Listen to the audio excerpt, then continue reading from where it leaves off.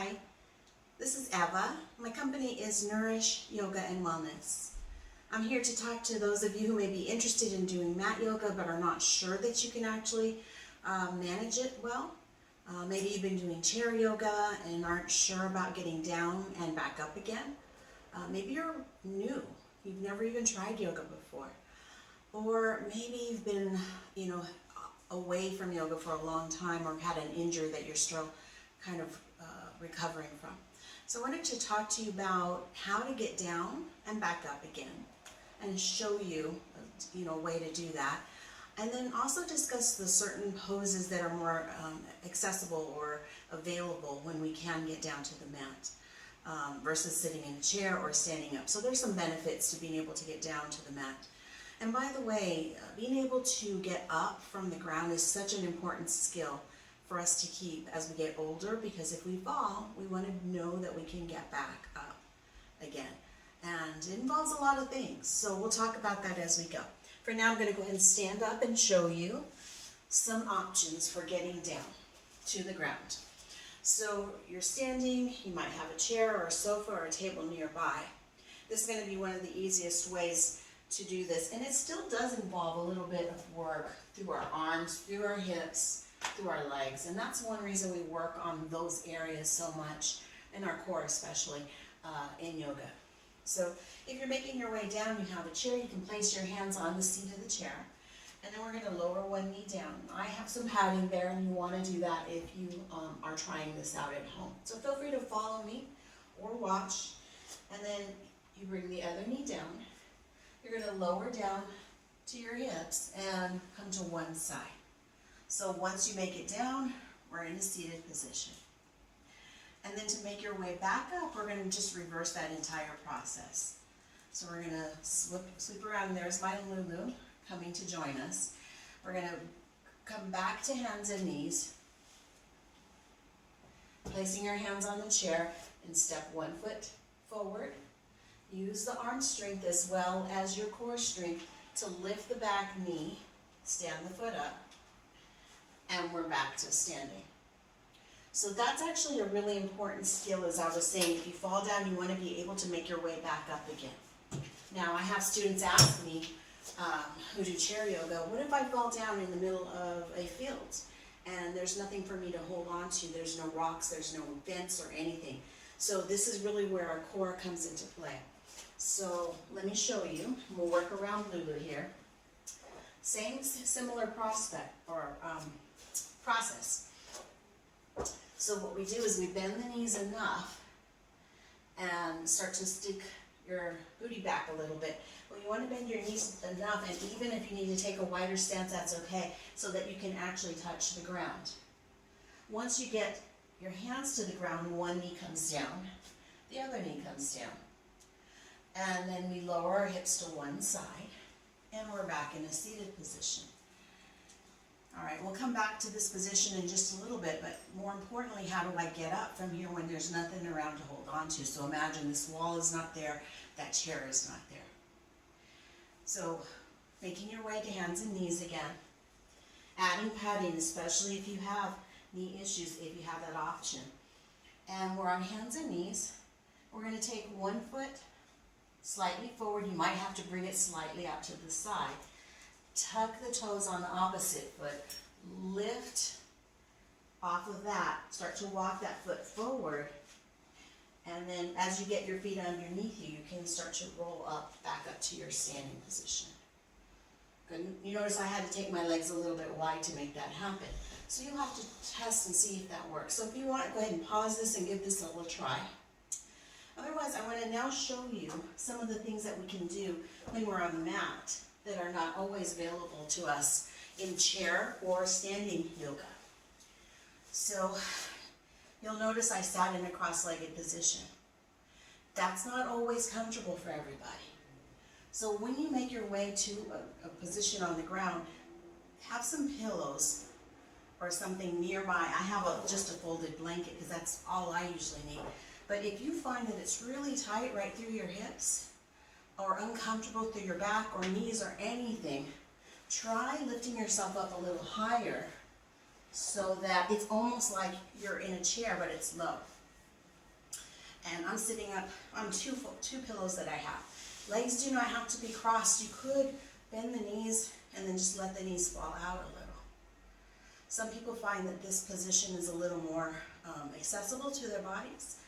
And then the other thing you can do is, if we're going to be in a seated position for a while, you can bring some pillows or blocks underneath those knees to support them. So you've just created like a little throne. I like to think of it as like a throne for yourself. All right, so one thing we can do now that we're seated is find your long spine, and let's try, if you're not in this butterfly position, bring the feet together, the knees out. Slide your feet as far away from your groin. I'm going to scoot back so you can see me a little better. Slide your feet as far forward as you need to make this feel okay.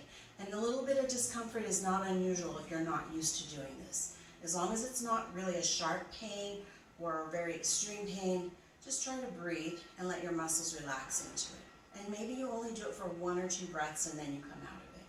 So we're going to find this butterfly position. Again, you decide how close to bring it in. Find your nice long spine and breathe. So this is our cobbler's pose, butterfly pose, various names. And then what is nice about this particular pose is we start to feel the difference in what's happening in our flexors, the front of our thighs and hips, and then also outer hips and the groin area. From this we can take a forward fold, just letting our chest lean forward, shoulders are down and back, and then explore how far you want to go here. Keeping a steady breath, and just noticing. Your body's going to tell you when it's time to come out or to pause. Good. When you're coming out of a forward fold, draw the belly in and bring yourself back to upright. So that's one example. Knees can now come up. You can even give your legs a nice hug, round down towards your knees. Another nice thing we can do in cobbler's pose is come through our cat-cow, allowing our chest to come forward, shoulders down and back, looking up. So a little bit of an arch of the back here, while my hands are on my knees. And then rounding into cat, hands slide toward your shins, maybe your ankles, tuck your chin, tuck your tailbone underneath you. You're even pulling the belly in. Good, take that a couple times. So we do this in chair yoga too, but there's just a different sensation of coming into that cat-cow while seated on the floor.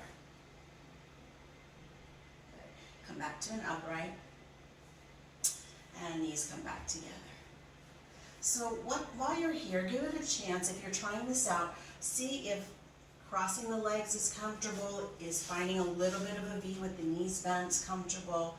And if it's none of it's comfortable but doable for a few breaths, just give it a try, because that's the only way that we get used to being able to use our hips this way, is just by practicing it. And we don't really want to lose that if we can avoid it. All right, now, from this position, another thing that's available is our hands and knees pose.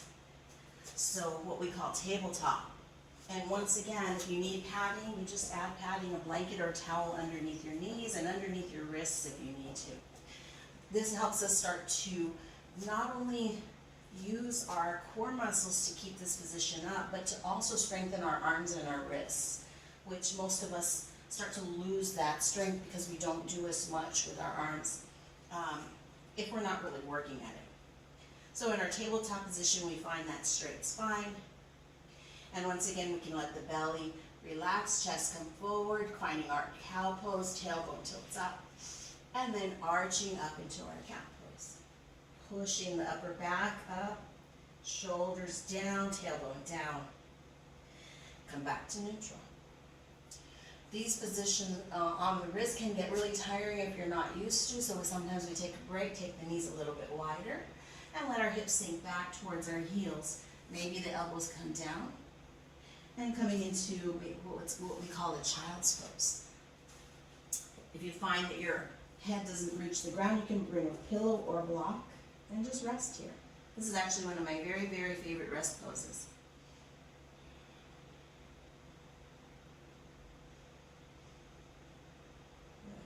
From that position, we come back into hands and knees.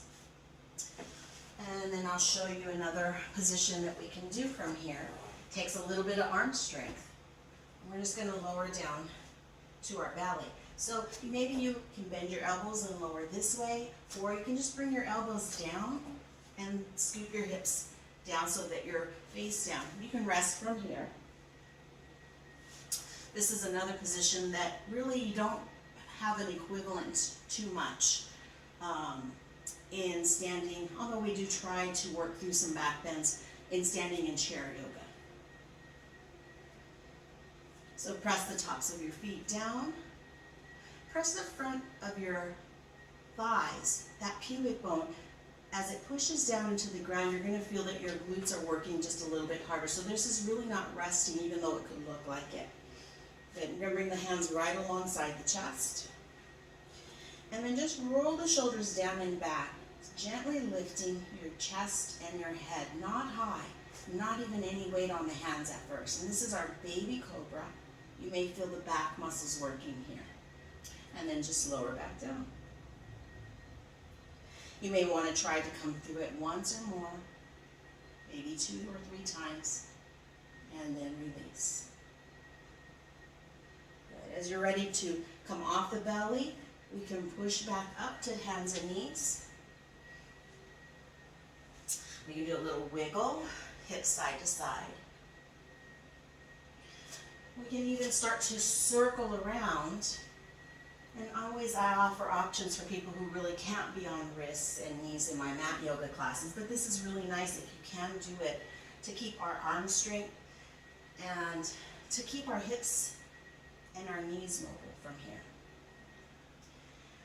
So as we start moving to a little bit more, I'd say, challenging poses, the next variation is to tuck the toes underneath, lift the knees, push your belly back towards your thighs as your head drops between your arms, and then take the hips up. My knees are still pretty deeply bent, so I can start to press one heel down and the other. And this is our downward facing dog, a more traditional one. After a few breaths, you can just lower the knees back down. Good. And then I'm just going to roll to one side and find our seated pose again. So once you spend some time, and you can see my dog was just trying to do a downward facing dog too, but after you've spent some time on the wrists, they get sore, you can just do some nice circles, sweeping those wrists around a few times. Good. Now my favorite part, the best part of being on a mat, is being able to recline on your back. So once you lower down, you can use your hands to help control that, or you can hold the back of your thighs. We're just going to lower all the way down, feeling the entire spine releasing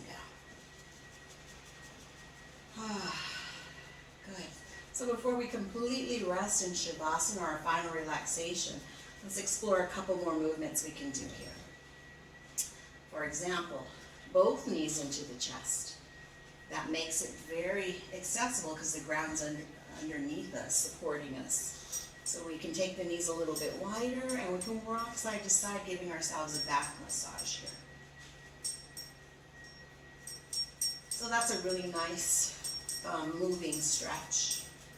And then we can bring the feet down and start to line up our heels a little closer to our tush, keeping a little space between the feet, about 1 or 2 fists apart.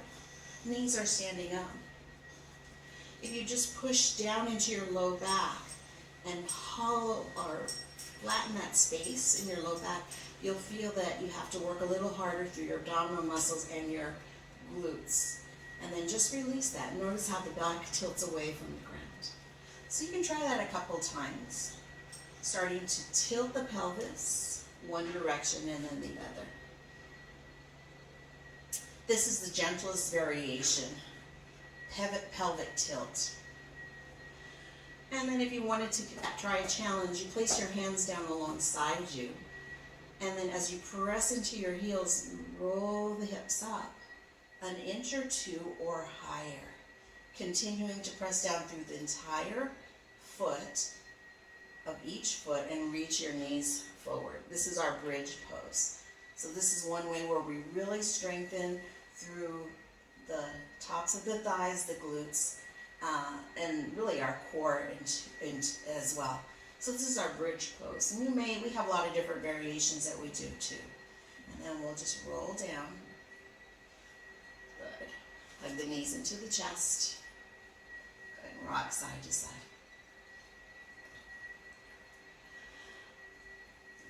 If you'd like, you can extend one leg. And then whatever knee is in towards you, just bring your hand, opposite hand to that knee. And draw the knee over across the body.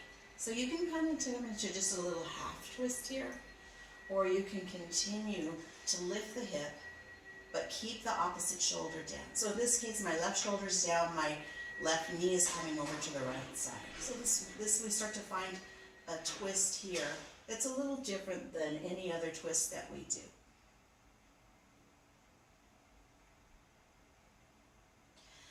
Bring the knee back to center. Nice squeeze. I'm going to switch. So extend that leg and then bring the opposite leg. In this case, it's my right. Give that a nice hug. Then we're going to take left hand to right knee, right arm off to the side, or just the opposite of whatever you did before. And then slowly, knee can come over to the left without really lifting the hip too much. Just notice how that feels. There's a lot of validity in every aspect of the pose without even having to go any further. A lot of value is what I meant to say. And then if you want to go further, go ahead and let the hip lift. Let your spine twist a little bit more. And continue that twist, checking in with your breath the whole time. Good. And then releasing, come back to center. Give that knee a nice hug. Release it out. All right, Lulu, that's enough. And we're just going to, from here, find our Shavasana with Lulu. So for Shavasana, can just be laying back, knees can stay bent, especially if you have any back issues, or you can stretch out the legs. So Shavasana to me is the best part of being on a mat, because you have the whole ground underneath you, and you can feel your body just sink into that mat, and there's really no effort required to be here. So just take a few breaths here.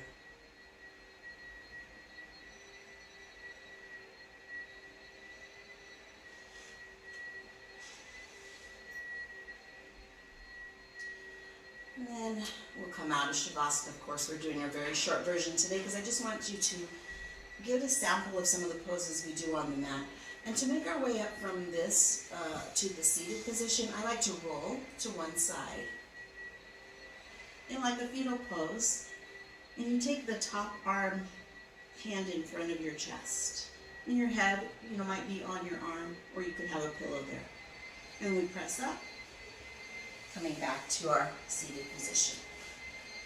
Good, so if you've tried this and have any issues or questions, just give me a call or send me a message. I'd love to talk to you about how to do mat yoga and whether mat yoga is right for you.